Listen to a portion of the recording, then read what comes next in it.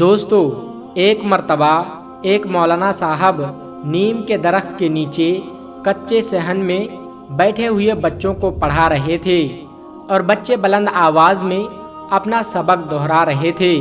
جیسے ہی کوئی بچہ ذرا سی بھی غلطی کرتا تو مولانا صاحب اسے فوراً ٹھیک کروا دیتے تھے۔ بچے اپنی الگ الگ آواز میں سبق پڑھ رہے تھے۔ اتنے میں اچانک مولانا صاحب کو ایک عجیب سی آواز سنائی دی۔ آواز سن کر مولانا صاحب ہڑبڑا گئے اور کہنے والا کہہ رہا تھا کہ میاں جی السلام علیکم۔ مولانا صاحب جن بچوں کو پڑھا رہے تھے ان سب کی آواز کو پہچانتے تھے، لیکن یہ آواز الگ تھی۔ تبھی تو مولانا صاحب ہڑبڑا گئے۔ مولانا صاحب نے جواب دیا وعلیکم السلام۔ ان کے سامنے تقریباً 7-8 سال کا ایک لڑکا اپنا سر جھکائے کھڑا ہوا تھا اور اندر آنے کی اجازت مانگ رہا تھا۔ مولانا صاحب نے کہا کہ آ جاؤ میاں، اندر آ جاؤ، اکیلے آئے ہو کیا؟ کوئی اماں ابا ساتھ نہیں آئے؟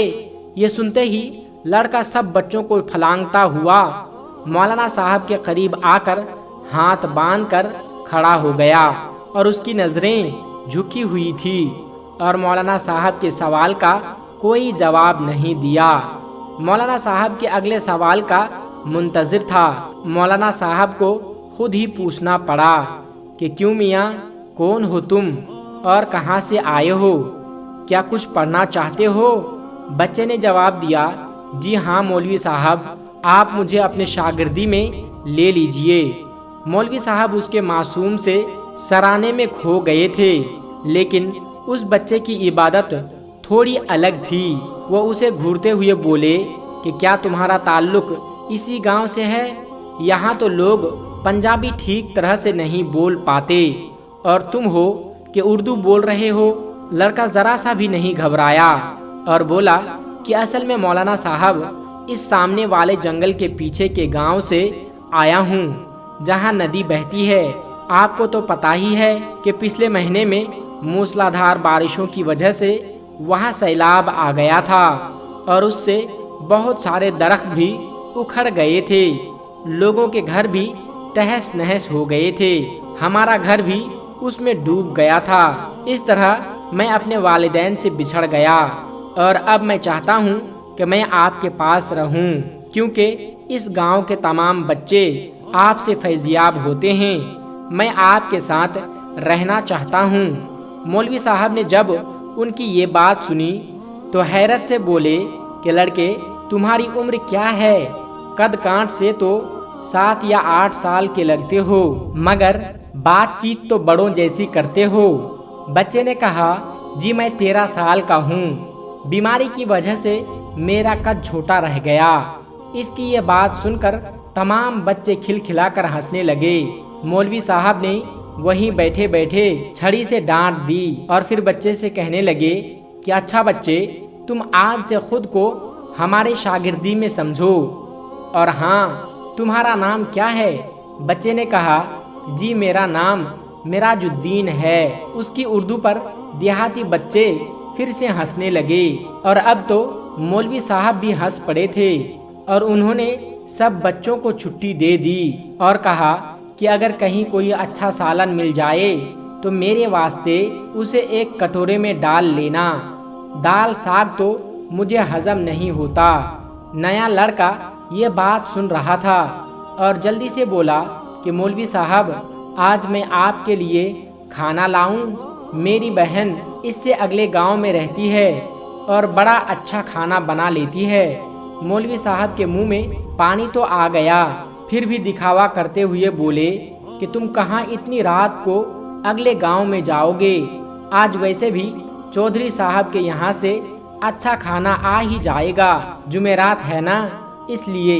اس کے بعد اس نے اس لڑکے کو ایک بڑے سے حجرے میں جہاں باقی سارے طلباء رہتے تھے وہاں پہنچا دیا اور وہ بچہ سب کے ساتھ کھجور کی چٹائی پر سو بھی گیا۔ تو دوستو، اس طرح سے وہ لڑکا جس کا نام مراج الدین تھا وہ مولوی صاحب کا باقاعدہ شاگرد بن گیا۔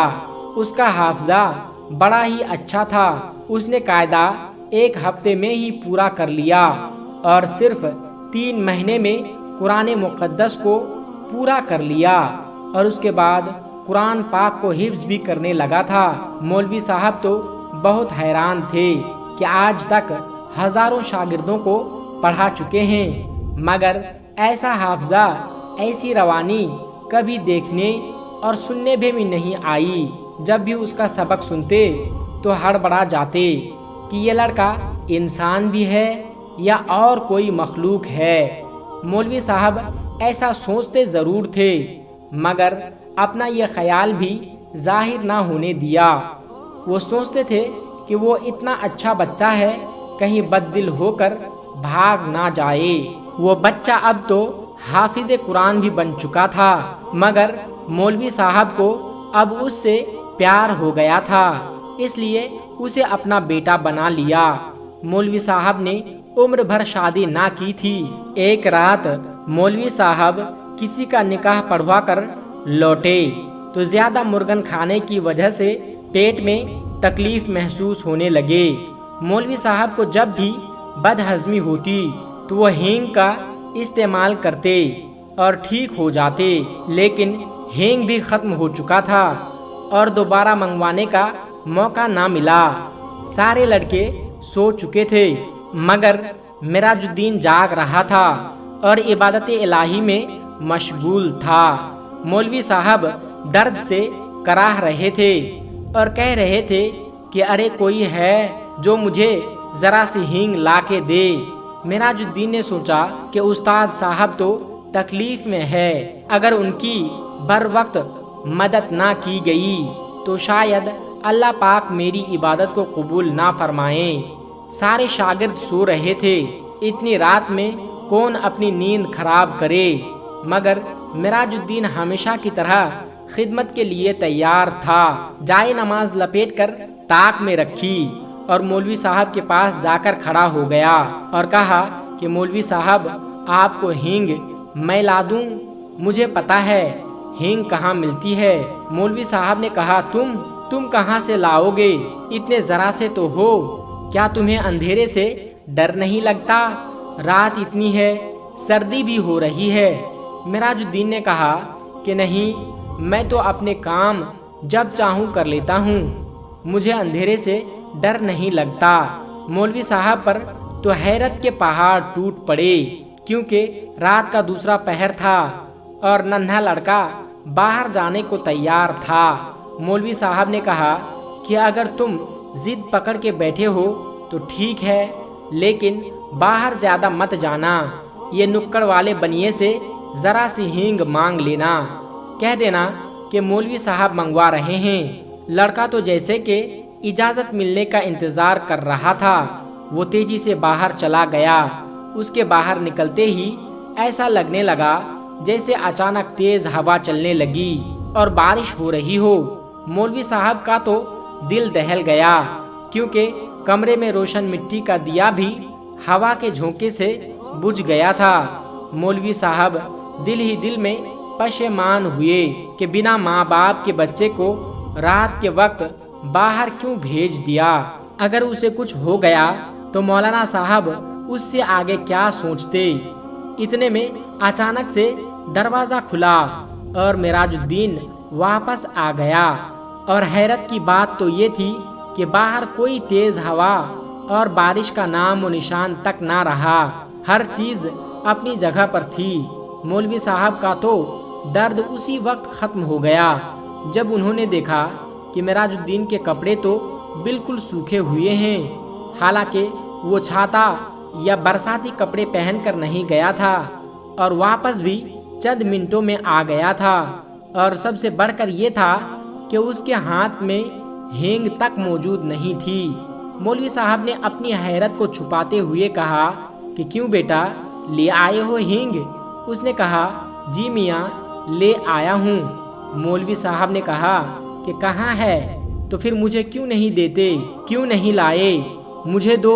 मिराजुद्दीन ने कहा कि मैंने बाहर सेहन में रख दी है, आप मेरे साथ चलकर देख लो और जितना चाहे ले लो। मौलवी साहब को तो غصہ آ گیا کہ اب میں باہر جا کر صحن سے خود ہی اٹھا کر لاؤں، جب اس دکاندار سے لے ہی آئے ہو تو میرے ہاتھ میں پکڑانے میں کیا پریشانی ہے؟ بچے نے کہا کہ ارے آپ آئیے تو صحیح۔ مولوی صاحب وہ انہیں بازو سے پکڑ کر صحن میں لے گیا اور مولوی صاحب کی تو آنکھیں پھٹی کی پھٹی رہ گئی۔ صحن ہینگ سے پورا بھرا ہوا تھا۔ ہینگ لا کر استاد کی خدمت، یعنی صحن میں ہینگ کی بوریاں ہی بوریاں تھی۔ شاید منوں کے حساب سے ہینگ لا کر استاد کی خدمت حاضر کر دی تھی۔ انہوں نے ایک نظر ہینگ کے انبار کو دیکھا اور پھر معراج الدین کے چہرے کی طرف دیکھا۔ اس کا سر حسب معمول استاد کے سامنے جھکا ہوا تھا۔ مولوی صاحب نے کہا کہ ادھر آؤ، ذرا میری طرف آنکھ اٹھا کر دیکھو۔ انہیں پہلی بار اس پر غصہ آ رہا تھا۔ ان کے پیٹ کا درد تو رفو چکر ہو چکا تھا۔ انہوں نے اسے کندھوں سے پکڑ کر جھنجھوڑ دیا اور ان کی آنکھوں میں آنکھیں ڈالتے ہوئے بولے کہ سچ بتاؤ، تم کون ہو؟ کیا تمہارا تعلق جنات سے ہے؟ بچے نے کہا جی میاں جی، آپ کا خیال تو بالکل درست ہے، میں واقعی ایک جن زادہ ہوں۔ اس کا سر استاد کے قدموں میں تھا اور وہ زاروں قطار رو رہا تھا۔ بات سن رہے تھے، اچانک جیسے ہوش میں آ گئے اور کہا اچھا، اب تو تمہارا مقصد بھی پورا ہو چکا ہے اور تم قرآن پاک کے حافظ بھی بن چکے ہو۔ بے شک تم نے آج تک شکایت کا کوئی موقع نہیں دیا، لیکن مجھے خدشہ ہے کہ اگر کسی دن تمہیں کسی بات پر غصہ آ گیا اور انجانے میں تم نے اپنی طاقت کا مظاہرہ کر دیا تو تب کیا ہوگا؟ اس لیے بہتر ہے کہ اب تو چھٹی کر اور اپنی دنیا میں واپس لوٹ جاؤ۔ اگر تم نے میری بات کو نہ مانی تو میں تمہیں بوتل میں بند کر کے زمین میں دبا دوں گا۔ مولوی صاحب کی ڈانٹ سن کر وہ باقاعدہ ہچکیاں لے کر رونے لگا۔ جس استاد نے اسے علم سکھایا، ان کی جی بھر کر خدمت نہیں کر سکے گا، اس بات کے لیے زندگی بھر شرمسار رہے گا۔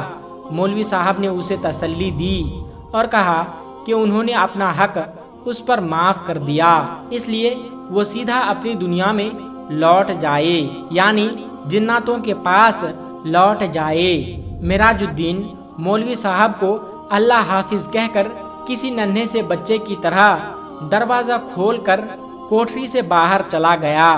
مولوی صاحب کو اس کی آنسو بھری آنکھیں پوری رات رلاتی رہی۔ مولوی صاحب کی ہدایت پر ہمیشہ کے لیے لوٹ جانے سے پہلے اس نے ہینگ بھی واپس گودام میں پہنچا دی تھی۔ اس بات کو سالوں سال بیت گئے اور مولوی صاحب سمیت سب لوگ اسے بھول گئے، کیونکہ وہ جن دوبارہ لوٹ کر نہیں آیا تھا۔ مولوی صاحب تعویذ گڑھنے کے بھی ماہر تھے۔ اکثر گاؤں کے نوجوان لڑکے لڑکیوں پر ہسٹریان کا دورہ پڑتا اور ماں باپ اسے جن بھوت وغیرہ کے داستانے سمجھتے تو وہ مولانا صاحب کے پاس آتے اور وہ لڑکے پھر سے ٹھیک ہو جایا کرتے۔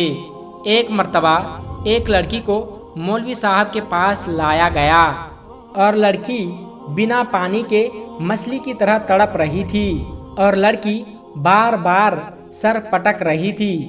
اس کی آنکھیں انگاروں کی طرح لال ہو رہی تھی، بال بکھرے ہوئے تھے۔ مولوی صاحب کو وہ لڑکی باقی لڑکیوں سے الگ نظر آ رہی تھی۔ انہوں نے اس پر کچھ پڑھ کر پھونکا اور اپنا عمل جاری رکھا۔ مولوی صاحب کچھ دیر بعد پڑھتے رہے اور پھر وہ اچانک سے چیخ پڑے کہ معراج الدین، تو تم اپنی دنیا میں واپس نہیں گئے؟ تم نے اپنا وعدہ بھلا دیا؟ یہ بھول گئے کہ استاد کی نافرمانی کرنے کے کتنا بڑا گناہ ہے؟ تم مسلمان جن ہو، عبادت گزار ہو، پھر تم اس لڑکی کو کیوں پریشان کر رہے ہو؟ اب تو یقیناً اس کی سزا دوں گا۔ تم اس لڑکی کو فوراً چھوڑ دو اور ابھی میں تمہارا علاج کرتا ہوں۔ میرا خیال ہے کہ تمہیں بوتل میں بند کر دینا پڑے گا۔ معراج الدین چونکہ ایک جن زادہ تھا، اس نے کہا کہ نہیں میاں جی، ایسا نہ کرنا، آپ کو اللہ کا واسطہ میں وعدہ کرتا ہوں کہ اب میں آپ کی طرف کبھی بھی لوٹ کر نہیں آؤں گا، مگر صرف ایک بار، آخری بار اپنی دنیا سے لوٹ جائے۔ اس دنیا سے لوٹ جانے سے پہلے آپ کی قدم بوسی کرنا چاہتا ہوں، آپ کا آخری دیدار کرنا چاہتا ہوں۔ میں ہرگز ایسی حرکت نہ کرتا اگر میں اس سے پہلے والے کوششوں میں کامیاب ہو جاتا۔ شاید آپ کو معلوم ہوگا کہ گاؤں کے زمیندار کی ٹھیک اسی رات چارپائی الٹ دی تھی جب میں نے آپ کو اللہ حافظ کہا تھا۔ میرا مقصد یہ تھا کہ یوں اس بندے کے علاج کے لیے آپ کو بلایا جائے اور میں اپنے محترم استاد کا دیدار ایک بار پھر سے کر سکوں، مگر مجھے ناکامی کا منہ دیکھنا پڑا، کیونکہ مجھے بھگانے کے لیے انہوں نے کسی اور کو بلایا تھا۔ اس نے مجھے سخت تکلیف اور اذیت پہنچائی، اور اس نے واقعی مجھے ایک بوتل کے اندر بند کر کے قید کر کے دبا دیا تھا۔ وہ تو میری لگن تھی کہ زمین پر ٹریکٹر چلا، اور آج پورے 10 سال بعد مجھے رہائی ملی تو میں نے سوچا کہ استاد کے دیدار کے شوق میں نے بڑی سزا پائی ہے، تو میں آپ کی ضرور زیارت کروں گا، چاہے مجھے ایک بار پھر سے اس کے بدلے بوتل کے اندر جانا پڑے۔ مجھے بے حد افسوس ہے کہ مجھے یہ طریقہ اختیار کرنا پڑا، مگر میری آج خواہش تو پوری ہو گئی ہے۔ اب آپ مجھ سے بس آخری بار قدم بوسی کا موقع دے دے۔ میں اپنے استاد کے قدموں کے خاک پلکوں میں لگانا چاہتا ہوں اور آپ کے گلے لگنا چاہتا ہوں۔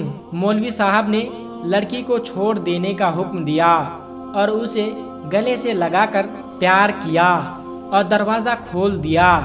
لڑکی ایک دم ہوش میں آ گئی اور مولوی صاحب کی آنکھیں نم ہو گئی۔ تو دوستو، یہ قصہ تھا ایک مولوی صاحب اور ایک جن کے بچے کا واقعہ۔ دوستو، آج کی ویڈیو میں بس اتنا ہی۔ اگر آپ کو یہ ویڈیو ذرا بھی اچھی لگی ہو تو اس ویڈیو کو ایک لائک کر کے ہمارے چینل HF نیٹ ورک کو سبسکرائب ضرور کر لیجئے گا، اور اس ویڈیو کو اپنے کچھ قریبی دوستوں تک ضرور شیئر کر دیجئے گا، کیونکہ حدیث پاک میں یہ بات واضح طور پر بتائی گئی ہے کہ دین اسلام کی باتوں کو دوسروں تک پہنچانا صدقہ جاریہ ہے۔ اس لیے اس ویڈیو کو اپنے کچھ قریبی دوستوں تک پہنچا کر اس نیکی کے حقدار ضرور